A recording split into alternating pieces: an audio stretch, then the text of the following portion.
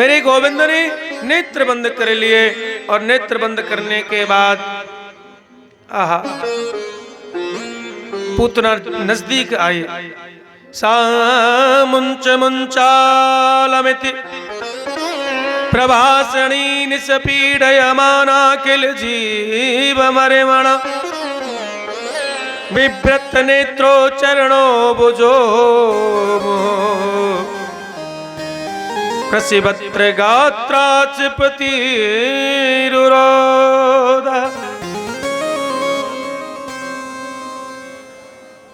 कन्हैया को पूतना ने देखा कि तो सोए रहे, सोते हुए बालक को मारने में आसानी और ज्यादा होगी। पालना में से उठायो, हृदय से लगायो, आंचल में छुपायो, दुग्धपान कराने लगी।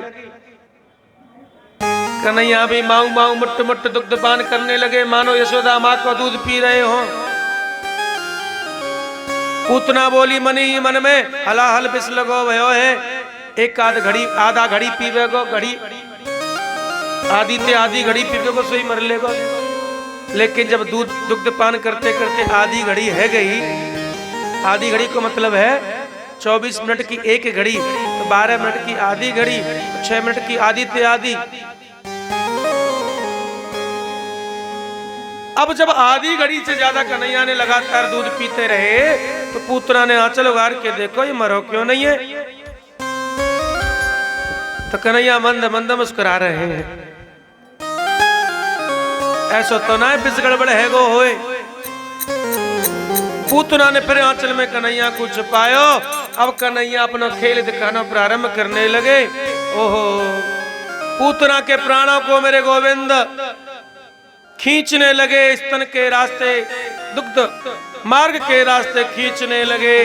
पूतना का दम घुटने लगा, चिल्लाने लगी, लाला छोड़, अरे छोरा छोड़, अरे लाला छोड़, अरे छोरा छोड़। दहाड़ मारने लगी, चिक्कार बखेरने लगी, अपने असली रूप में चली आई और लाला को गोद में लेके आकाश मार्ग में उड़ी चली गई। वहां रोहिणी जी बलराम को गोद में लेके बैठी हैं। रोहिणी जी ने हल्ला मचायो, अरे जे कोई मौसी वौसी ना है, कि तो राक्षसी पूतना ही लाला को लेके चली गई। अब तो पूरे गोकुल में ब्रज में हल्ला है गए हो। आगे आगे पूतना भागी चली जा रही आकाश में, नीचे ब्रजवासी दौड़े चले जा रहे हैं, लाला को छोड़, लाला को छोड़, लाला को छोड़। मधुमंगल कहने लगो ये छोड़ दे, नहीं कटिया के मारी तेरी टांट फोड़ दूंगा। श्री रामा बोला उतनी ऊपर जा रही तेरी लठिया कैसे चल जाएगी। और देखा भाई दिखाऊं। इतनी देर में कन्हैया ने पूतना के प्राणों को अपने अंदर समाहित कर लिया। पूतना धड़ाम से पृथ्वी पर गिरी। सुखदेव जी कहते हैं राजन, 7 दिन के कन्हैया ने पूतना का वध कर दिया और 7 दिन के कन्हैया ने जब पूतना का वध किया, पूतना जब जमीन पर गिरी धड़ाम से, महाराज उसका शरीर 6 कोस में क्षेत्र में फैला हुआ था, 18 किलोमीटर का था। ब्रजवासी दौड़े दौड़े गए, पूतना के वक्षस्थल से कन्हैया को ताड़ के लाए। पूर्णमासी दादी ने कन्हैया को स्नान करवाया, गाय के गोबर से स्नान करवाया, गौमूत्र से स्नान करवाया, गौ की चरणों की धूली कन्हैया के तन बदन पर रमाई गई और गाय की पूंछ को पकड़ के झाड़ों लगाने लगी। इंद्राणी ऋषि कैसा प्राणानि नारायणो बत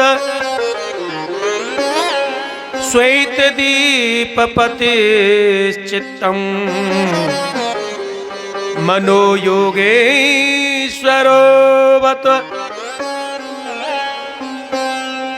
क्रीडतं पातु गोविंदम शयनं पातु माधवं इंद्राणी ऋषिकेश प्राणानि नारायणो बत। ठाकुर जी कहने लगे मेरो इनाम लेके मोकी झाड़ो दयो जा रहो है। भगवान की नाम ने अब तक इतने लोगों को उद्धार किया जितना स्वयं भगवान ने नहीं किया होगा।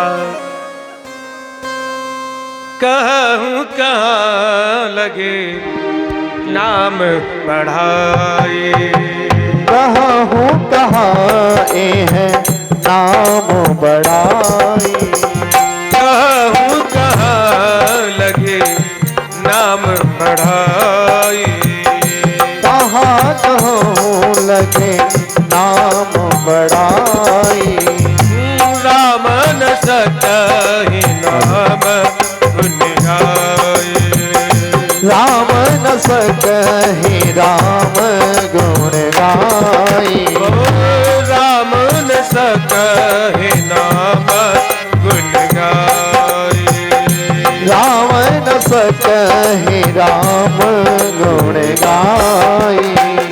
भगवान की नाम ने जितने लोगों का उद्धार किया, कल्याण किया, उससे कहीं ज्यादा जितना भगवान ने कल्याण किया उससे कहीं ज्यादा भगवान के नाम ने किया। हो गए भव से पार लेकर नाम तेरा,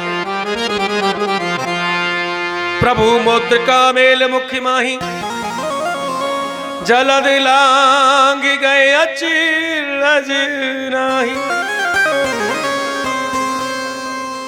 राम जी के नाम को मुख में धारण करके हनुमान जी 100 योजन समुद्र पार कर जाते हैं, तो भव सागर कौन सी बड़ी चीज है।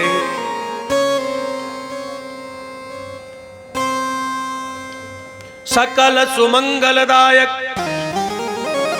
रघुनायक गुणगान, सादर सुनहे से तरहे भव, सिंधु बिना जले जा। भगवान का नाम जिसने गाया, जिसने अपने हृदय में धारण किया, उसको कोई भी भव सागर उतरने से रोक नहीं पाया। एक बार तुलसीदास जी के आश्रम में कुछ चोर घुस आए। अब तुलसीदास जी के आश्रम में कुछ हो तो चोरी करे, पूरा आश्रम खगोल लिया लेकिन कुछ नहीं पाया। जो रामचरितमानस रखी थी बोलो इसको ही ले चलते हैं, लेकिन जैसे ही रामचरितमानस को उठाने की कोशिश की उन पर उठ ही नहीं पाई, पसीना पसीना हो गए। अब इतनी देर में जो घनघोर बारिश भी होने लगी, जब घनघोर बारिश होने लगी तो भीज गए, बाहर आकर खड़े हुए तो भीग गए। इतनी ठंडी बारिश हुई कि उनके दांत कपकपाने लगे। बाबा तुलसीदास ने पूछा भैया तुम कौन हो? बोले सच्ची साची बताएं तुम चोर हैं। चोर? क्या चोरी करने आए थे? बोले जो मिल जाए सो। अब कुछ मिलाया? कुछ नहीं मिला। तो भैया क्यों खड़े हो, जाओ अपने घर। जाएं कैसे? जब आए थे तो घुटुओं पानी था इस नदी में, और अब जाएं तो महाराज तैर के भी नहीं जा सकते, इतना बहाव है। बाबा तुलसीदास कुटिया में गए, 4 पर्ची बना कर लाए और चारों पर्ची एक एक चोर के हाथ में दे दी। बिना खोले नदी के ऊपर निकल जाओ। मुट्ठी में पर्ची बंद की और नदी के पार कर गए, बिना किसी जहाज के, बिना किसी नाव के। एक चोर बोला भैया तो बड़े काम की चीज है, या खोल के देखो क्या है। जब पर्ची खोल के देखी तो उस पर राम लिखा हुआ था। बोले बढ़िया नाम मिल गई, अब तो रोज यही थे राम